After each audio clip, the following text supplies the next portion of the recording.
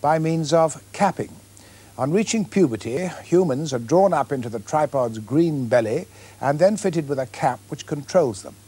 In yesterday's episode, after watching a tourney of jousting, archery and so on, Eloise, said to be a French aristocrat, is hauled up into the monster's undercarriage to the distress of her fiancé, the humble, uncapped Will.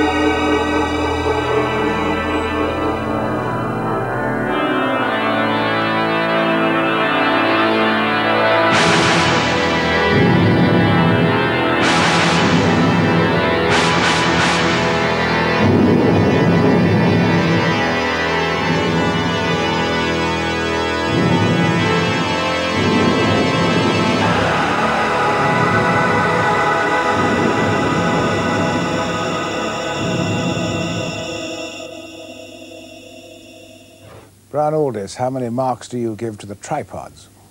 It's a rather clumsy bit of engineering. It can only see in one direction. It has no infrared. It doesn't have any armaments.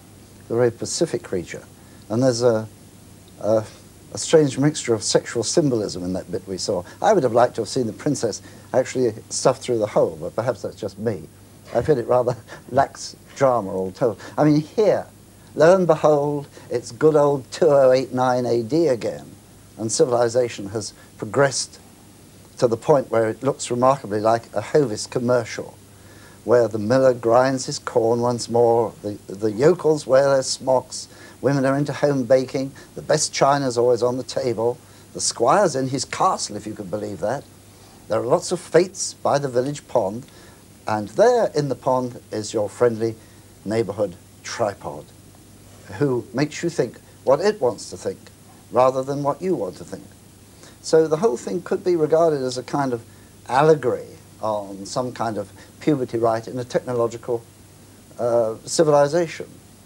But I don't think it works like that. I mean, there was a mention early on of a girl at the school who was rather good at painting, painted some beautiful pictures.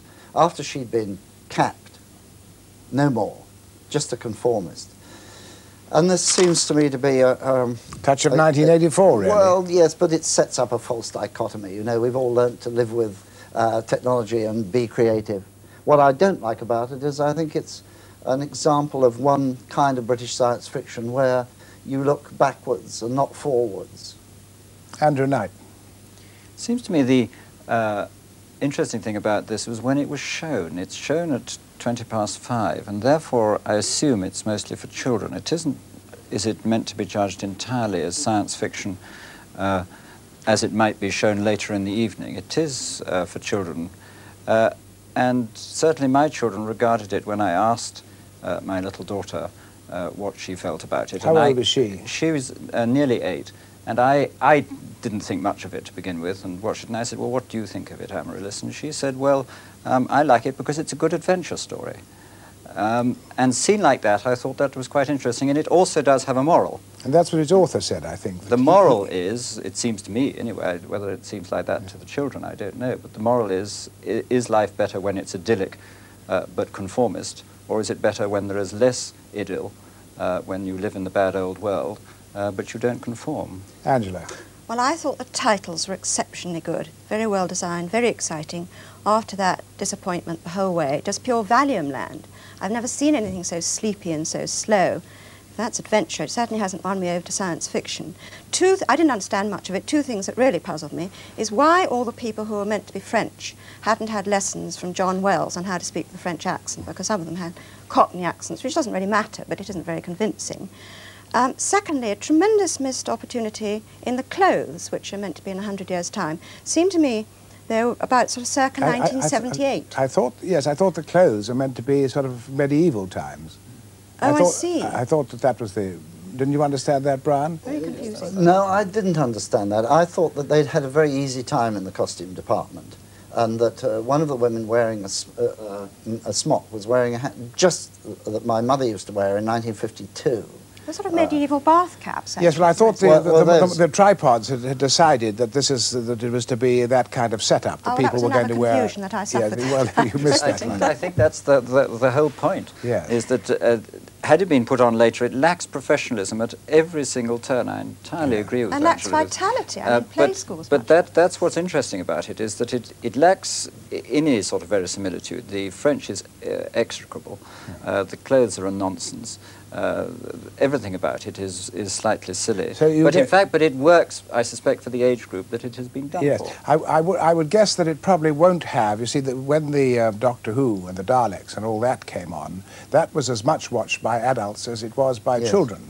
But although it was originally for children, I would think none of you, from the way you're saying, will think that this will take off in the way that Doctor Who did. I think that the Radio Times promotion suggested it wasn't only for children. But my daughter Charlotte, age 15, watched and said, "Very silly, Daddy." So it wasn't for her age group either. Well, it hadn't got the clout of Doctor Who. Doctor Who had a lot of humour in it. See, the Express said the most compelling, imaginative tea-time adventure story in years, and the Telegraph said thoroughly workmanlike and convincing. So it's obviously something which is going to split people. It's pretty, isn't it? Really? Well, yes, it's nicely photographed, and I think the betrothal party in last night's episode actually gets a prize for being the worst ever BBC party, which is under-guested. I mean, there were about 3 people and 1 pork pie and 2 bottles of water. It was a really low-budget party yesterday. Thank you. We'll go on now to the 6 o'clock news, edited by Ron Neal, the successful first editor of Breakfast Time, and which has taken the place of the much-criticised 60 Minutes.